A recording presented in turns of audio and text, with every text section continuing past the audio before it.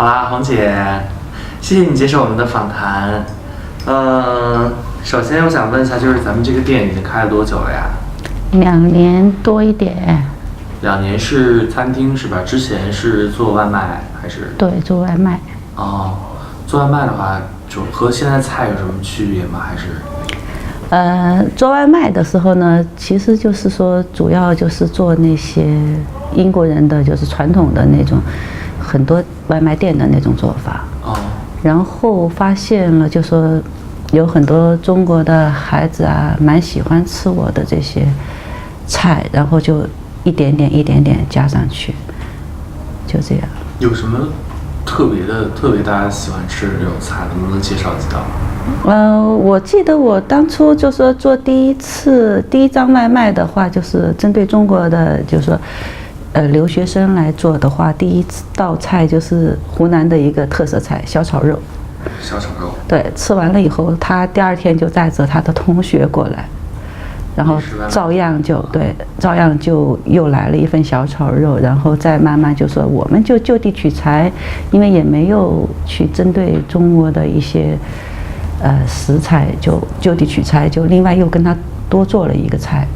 然后就当时他们就挺受欢迎的，然后就1个星期之内吧，就陆陆续续就有人打电话来，就说红姐，我们要吃你做的菜，就这样。反正也就是你们这帮学生吧，在鼓励我一步一步这样子走上去。小炒肉，那其实说到小炒肉的话，那咱们这边主打菜系就是湖南菜。对，以湖南菜为主，然后还有一些粤菜和一些川菜。哦，那就是开了这家餐厅以后和以前外卖店有什么不同吗？餐厅怎么说？外卖店会简单一点。餐厅的话呢，就说你必须面对面的去跟客人接触，然后就说工作上面来说的话会复杂一点。那这家餐厅主要的一个就是红姐，您自己觉得这家餐厅主要的氛围是什么呢？家常吧。家常就是家庭，就是家里的味道。哦，然后我们也知道您是新招了一个主厨，然后他做菜的方式和您不太一样。对。主要这些区别体现在哪儿呢？可能就说因为我这边就说偏重于家常，他那个呢就说也是因为他是怎么说，他是经常做那种针对外国人的那种中国的传统的一些菜，就是大家的做法是不一样的。就好像拿猪肉来说，我小炒肉来说，我们是把肉切好了以后，不加任何的调料，不做任何的加工，就和辣椒一块生炒出来的。但是他们的那种做法呢，就是要腌制啊，然后就说很多的不同。反正这个可能就行内人就知道。哦，那就是我其实看到他做菜的时候，我看到厨房里有一个秤嘛，他是不是有时候做菜就需要称那些东西的，比如说调料那些重量什么的？对，我们的东西就说一份一份出去，都还是就说比较正规的，就说该给大家的，就说一个分量都在那。哦，可是我看您做饭的时候，就是有多少东西就往里扔，然后就盛出来就是一大份那样的。对，我这人做东西就这样子，我不怕别人吃的就是给人家多，我就怕人家吃不饱吃不够。就跟妈一样是吧？对，所以我的做法就跟他的做法就完全就不是那么一回事。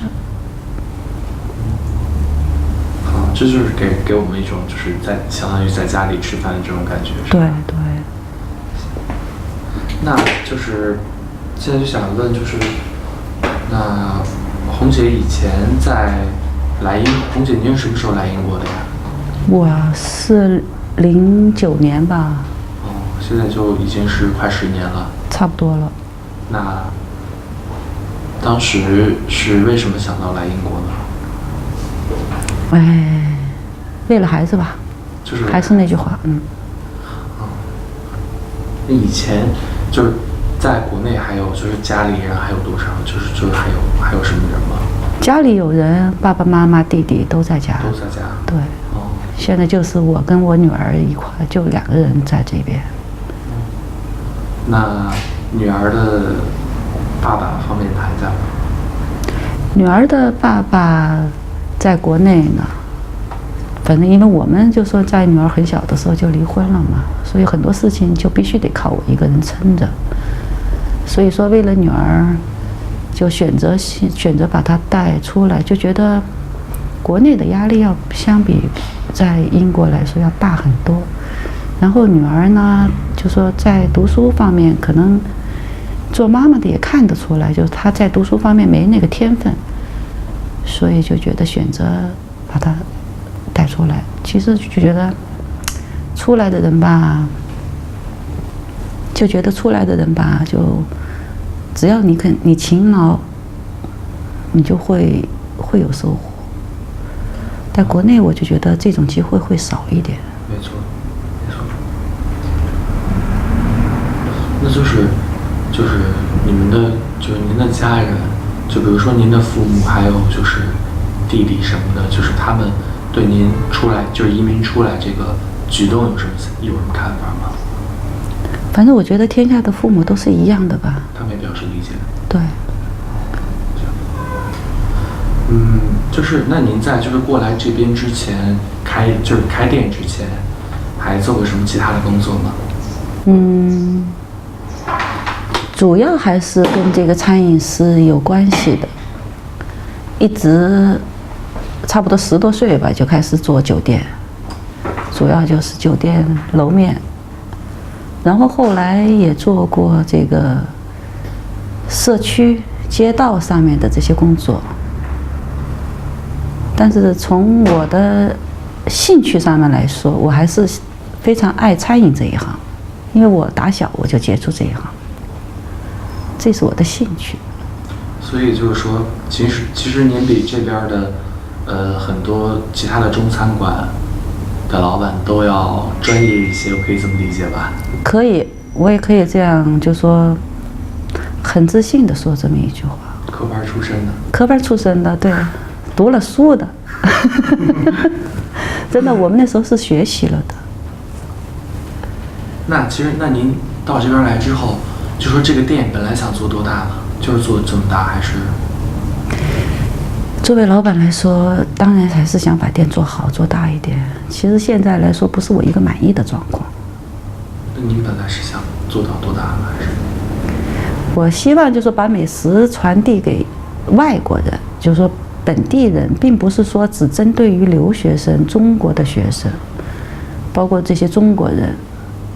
因为我希望就是说，让真正的英国的本地人来吃我们中国人家里日常吃的一些食品，这就是我想传递的东西。所以就拿刚才那道小炒肉来做例子，是不是也有很多外国人喜欢吃这个小炒肉？那很多，现在有很多人，他们也开始喜欢吃湖南的那种辣的，是吗？有的，对。然后就是，您觉得就是从国内到英国来，有什么东西是没有办法满足你的吗？就是为了出国这个事情，丢掉或者说舍弃了一些什么东西吗？舍弃的是亲情和家里人的亲情，那个是满足不了我的。就说不管怎么着，国内那边我怎么说我也待了几十年，然后舍弃了一些，就说我爸妈年纪大，这是第一，然后第二就说国内那边我还有朋友，就是舍弃的是这些。但是出来这么久了，好像也习惯了，大家也都接受了。在这边也有新的朋友圈子了，是吧？对对对。就是，那您会不会觉得到了这边之后，就是您刚才也说嘛，舍弃了很多亲情和朋友之间的友情，是不是会觉得到这边自己一个人生活，就自己和女儿一起，会不会少了很多人情味啊？没有，我觉得反而会更加看重这一点，就觉得这些东西会让你觉得更加来之不易，更加会珍惜这一些。这是来了英国以后自己体会到的。好，然后那我们现在来谈谈贝贝，谈谈你女儿，就是包括刚才接电话的时候都是跑过去接，然后特别开心的，就是哎呀，我女儿也给我打电话了。是现在想她吗？想啊，我时时刻刻都想她呀。然后就想说，就是她是什么时候过来的呀？她再晚我几个月吧，就说我先过来2个月估计，然后接着她过来。然后现在就觉得女儿现在在创业嘛，就特别有一点担心就是小孩子，怕她就说如果说看不到自己的成绩，会受打击，会怎么样？就是有一点，就是说我们就是成年人、大人做父母的那种担心在里面，所以就觉得现在特别支持她。因为他现在在那边创业，我觉得也特别不容易。对，我觉得也是，因为你本身也是自己来这边创业的嘛。对。所以就是母女2个人，先是妈妈先创业，然后再女儿去创业，那这样的话，肯定对女儿有一些更大的期望，或者是也明白这个事情的艰难。对。对，会给她更多的支持，这样。对。那您当时就是在去看您女儿那家店之前，你有什么想法？就觉得这个自己女儿的店会是什么样的？有没有这样一个预计？有想象，但是怎么说也没再怎么想象吧，也反正每天都在问她，你店什么样啊？做的些什么东西啊？反正就是各种各样的问。然后请的人呀、司机呀，然后你包括每天收单收钱啊，是怎么弄啊，也有教他。然后去了以后，给我的感觉还是那句话，就觉得女儿大了，就突然之间让我感觉女儿大了，她能去撑着一个店了，不管她能够做好做坏，她有在付出。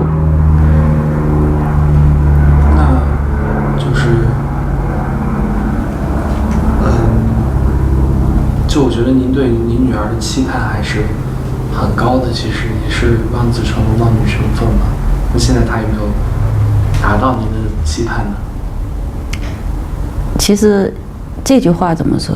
望女成龙、望子成凤，我觉得这句话我现在不太赞成。其实做父母的都希望孩子开心、快乐、健康就好。其实并不是想求孩子们能够有多大成就，能够赚多少钱，能够大富大贵。我相信做父母的都不是这种想法。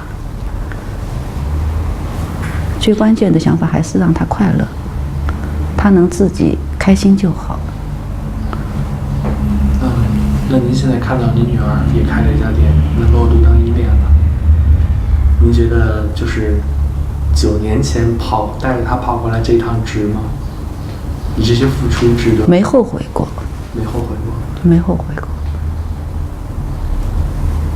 那您以后是想怎么生活呀？是要回国还是怎么样？还没想那么多呢，我年轻着呢。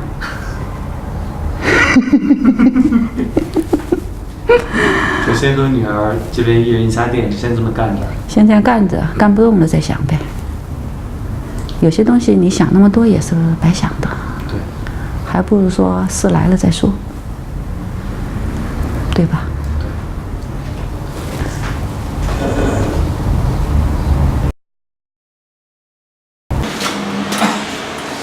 我们结束了今天1天的工作，我们明天继续。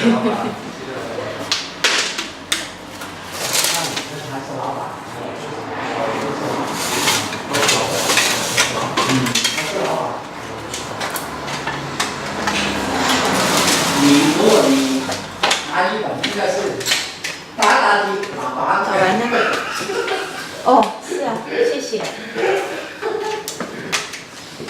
是不是这样的？打打你。开灯。